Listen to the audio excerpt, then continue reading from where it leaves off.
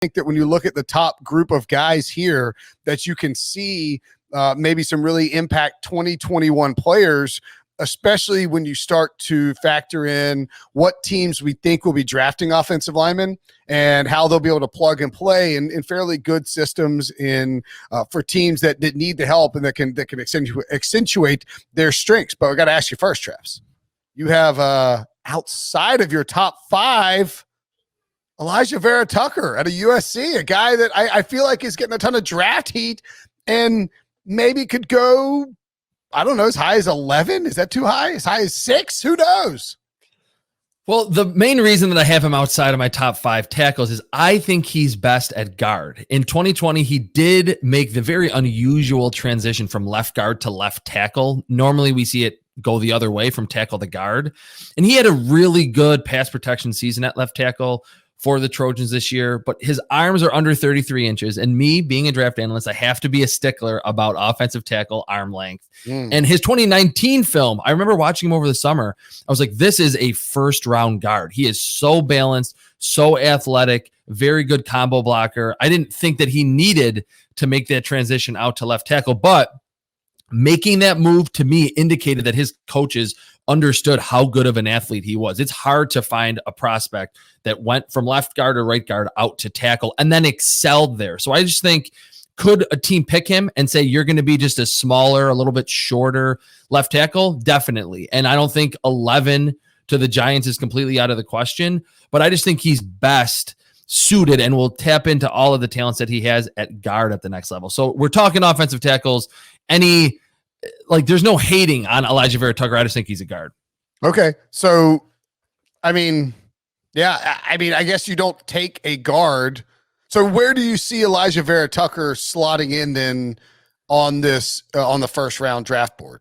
Because I think somewhere from the mid portion of round 1 to pick 25, 26, that's where I think he'll ultimately go, because there is the versatility, 2 years of pretty clean film, but the limitations with his length and that he's not crazy powerful, being a little bit of a smaller blocker, makes me think he'll probably go a little bit further, but it wouldn't be the first time Dave Gettleman throws us a curveball if he picks him at number 11 overall. So he's a really good player. I have him graded just outside my first round, but I will totally get it if a team says, we've seen Isaiah Wynn, we've seen Jonah Williams, these smaller tackles that can come in and they don't need to be 6'5" with 36-inch arms, and they can still produce early in their careers, and falling in love with Alijah Vera-Tucker. I guess the theory would be for Dave Gettleman here is that, and I was having a debate about what Dave Gettleman's going to do. I personally think he's going to go Devontae Smith at 11, but I do think that there's a possibility of Dave Gettleman saying, okay, I want to help Daniel Jones. I want a lineman. The top 2 guys are maybe off the board. We'll get to them in a second, but he looks at Alijah Vera-Tucker and thinks, I can play him at guard in 2021. And then after we get rid of Nate Solder this coming season, we move him over to right tackle. And then you have Alijah Vera-Tucker on the right side and Andrew Thomas on the left side, Will Hernandez on the, in the interior. And you feel like you've got a pretty good offensive line to protect Daniel Jones. I don't know if that's, I do feel like he's going to go wide receiver at 11, but it is possible that he goes with it. It's going to be tough for them to take a straight up tackle, I think, because it's not going to be if you think Nate Solder is going to play and you have Andrew Thomas, you're taking a backup right tackle at 11. If you take, Rashawn Slater or Christian Darrisaw there. So that's why I think that Alijah Vera-Tucker could make sense for the Giants if Gettleman has him that highly ranked. Yeah, and that's why I think there will be a team that will fall in love with him and pick him somewhere from, like I said, from pick maybe 14. I think the Minnesota Vikings would make a lot of sense because of that same reason, that you can get good play out of him on the interior at guard. And especially for the Vikings, they like that zone scheme where they like the agility in their offensive lineman. That's Vera-Tucker's game. And then, hey, we all of a sudden have a need at left tackle in 2022 or right tackle, whether you're the Giants or you're the Vikings, 2 teams that I think could really like Vera-Tucker based on their situations. You kick them out, like you said, so you get one quality year at one position, and then you move them out to the technically more valuable spot later on, but still on that cheap rookie contract. Okay, let's move on to number 5, your 5th ranked prospect on offensive line, Alex Leatherwood. I mean, what a name for a Awesome helmet name. smashing offensive lineman out of Alabama. Yeah, he is to me the most underrated offensive tackle prospect because we're not really hearing anything about him. And it's strange because he locked down the left side for Tua and then for Mac Jones, 2 straight seasons in the SEC, only allowed 29 pressures in his last 914 pass blocking snaps. That's pretty close to the same rate that Tristan Wirfs had in his final 2 years at Iowa. His film is really boring to watch. He just blocks everything. Occasionally, he can like stop his feet when he contacts an edge rusher, leaves him a little bit susceptible to a counter move, but he's very, very strong, has the length that you want. He's over 6'5", over 33-inch arms. He played guard early in his career at Alabama, so he can, sink his hips and play very well in the run game. To have that type of production against guys who are future NFL edge rushers in the SEC, and we're hearing like nothing about him. Plus, he tested very well at the Alabama Pro Day. His top comparison on Mock Draftable, one of my favorite sites this time of year, is Trent Williams. So like he is a high caliber athlete, 2 years in the SEC from Alabama. I wouldn't be surprised or scoff at the idea of him going inside the first round. I have him graded just a little bit worse than that, like early 30s. So Alex Leatherwood, for a team like the Cincinnati Bengals, if they go Jamar Chase at 5, should target Alex Leatherwood at the top of round 2. Okay, I like that. I dig that. And, that becomes the question of, would you rather have Penei Sewell and Rondell Moore or Jamar Chase and Alex Leatherwood? And I think I'm probably leaning towards Jamar Chase and Leatherwood. Leatherwood's Me too. He's a monster. I mean, like just in size, size-wise, he's just a monster. I mean, so I don't know, man. All right. Leatherwood is a little bit of a surprise there with most people going Alijah Vera-Tucker. Also a surprise, your number 4 offensive lineman, Rashawn Slater. Oh no. I have his under 10.5.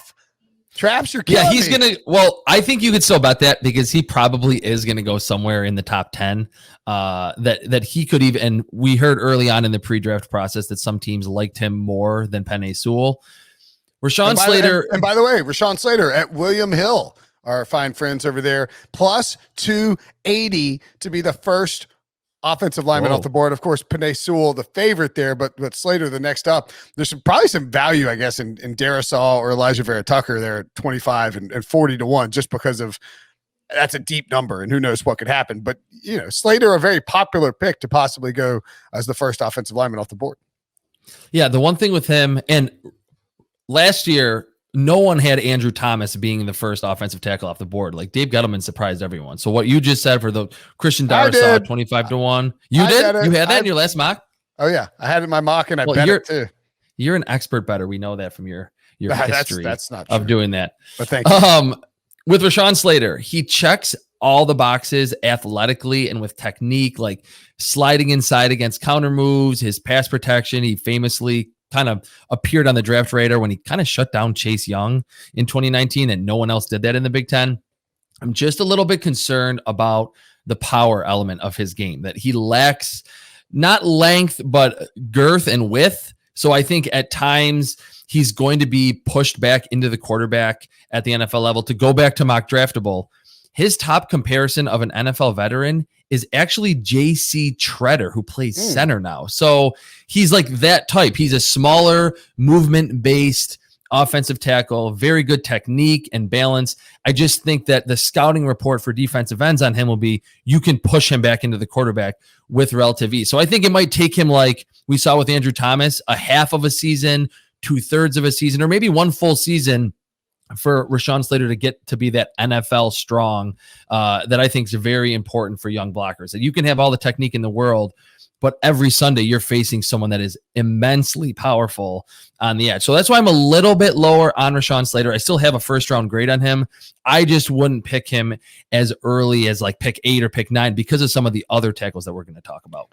Okay, so you think is Slater somebody that could slide inside as well in that sort of the Dave Gettle? I mean, I'm just thinking back to the Giants at 11, if they end up going with offensive linemen. Yeah, he could. He's a little bit longer than Alijah Vera-Tucker, and I think he deals with power a little bit better. That's just the two deficiencies with both of those blockers. And I think more so than their supposed lack of length. I think that was a reason that people were like, hey, they should probably play guard and just try to win the angle battle and the leverage battle, because they're not going to be able to deal with a 260-pound defensive end flying around the corner where they need to sit into that anchor. I do think, though, that Rashawn Slater, conversely, compared to Alijah Vera-Tucker, will be best at tackle in the NFL. I brought up two guys already. Isaiah Wynn and Jonah Williams are similarly sized. They've played very well when they've been healthy out on the edge. So I think Rashawn Slater will go earlier than I have him ranked. I'm just a little bit concerned about dealing with power early in his NFL career. Okay, so I mentioned that. I mean, do you think there's a chance that he's the first offensive lineman off the board? I think there's a chance. Yeah, definitely. Okay. And I'll talk about Penei Sewell in a second, but what do you think there's value at plus 280 for Rashawn Slater to be the first one? 100%. 100%. I mean, you can't bet Penei Sewell at minus 750. I mean, that's insane.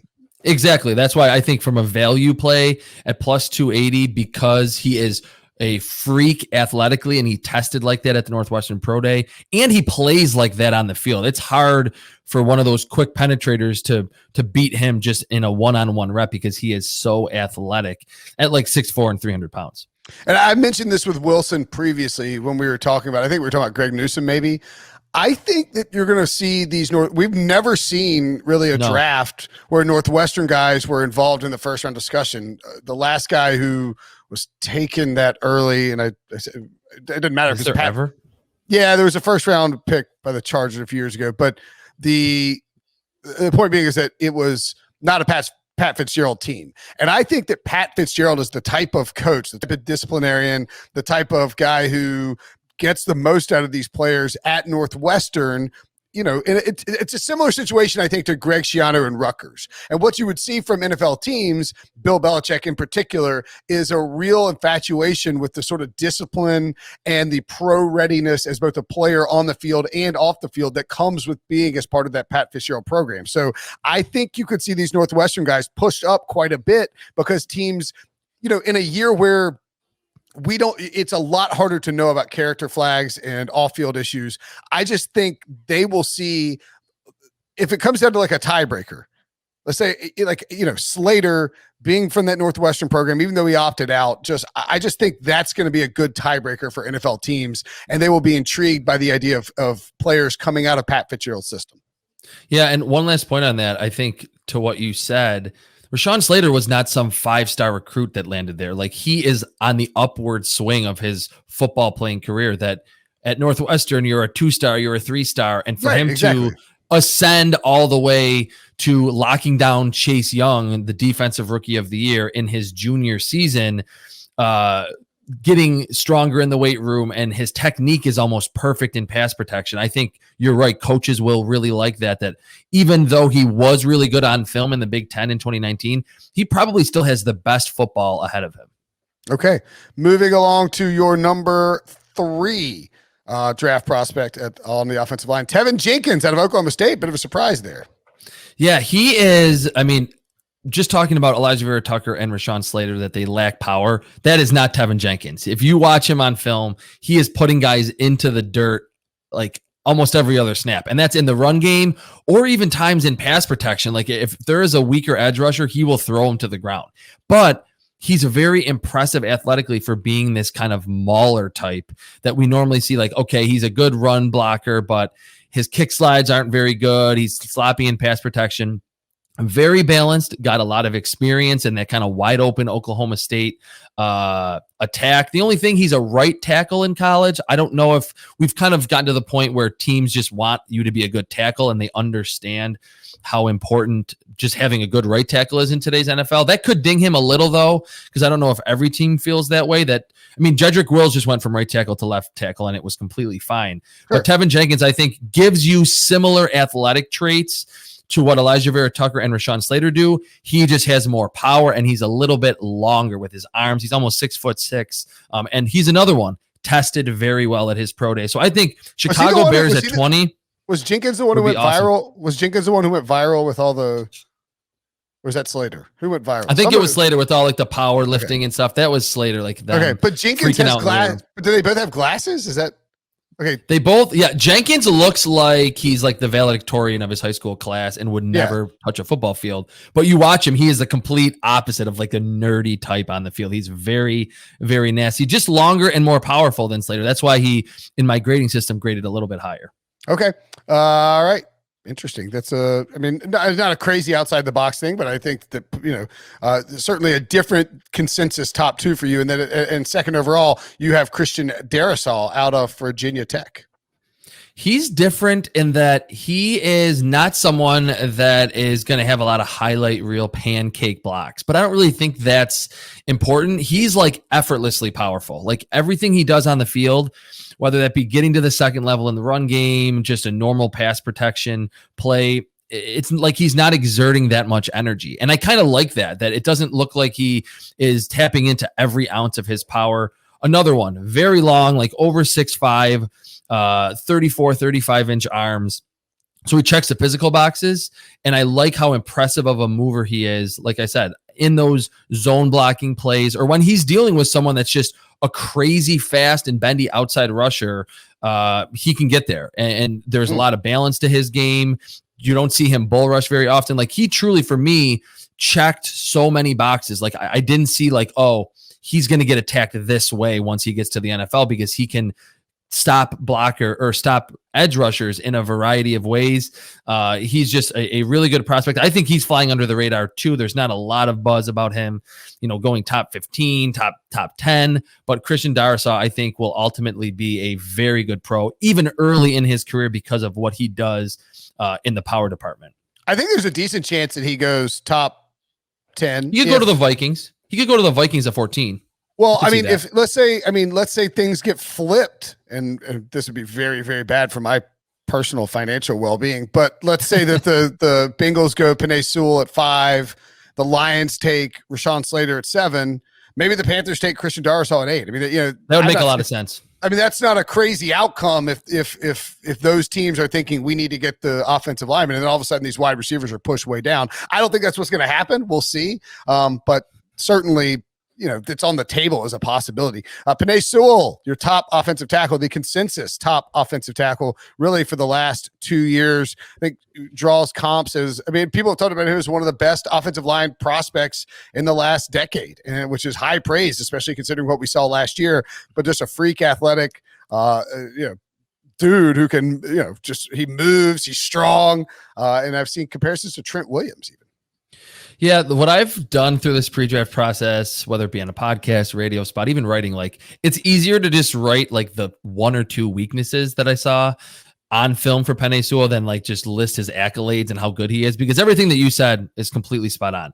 Occasionally, he gets a little bit over aggressive in pass protection, and you see that dreaded lunge where he gets out over his feet. It didn't happen like 50 times. It happened like 3 or 4 times. But I think I like that in a blocker, that he wants to be the aggressor. And 8 or 9 times out of 10, when he is the aggressor, whether it be on a pass play or in the run game, he's going to win that rep going away. So I think that he'll have to get a little bit of reining in of that over aggression. But he was like blocking everyone as a 19-year-old in the Pac-12. Like that was completely unheard of. We know it is pro day, tested amazingly at like 6'5", 330. So he has like the movement skills of like Jason Kelsey at center, but he's like size like Trent Williams. So I think the Bengals pick him at 5. I would rather go Jamar Chase, because I think wide receiver is just actually becoming more valuable, but I would not fault them if they go Penei Sewell, because he is, whether a right tackle, left tackle, he is a franchise blocker from day one.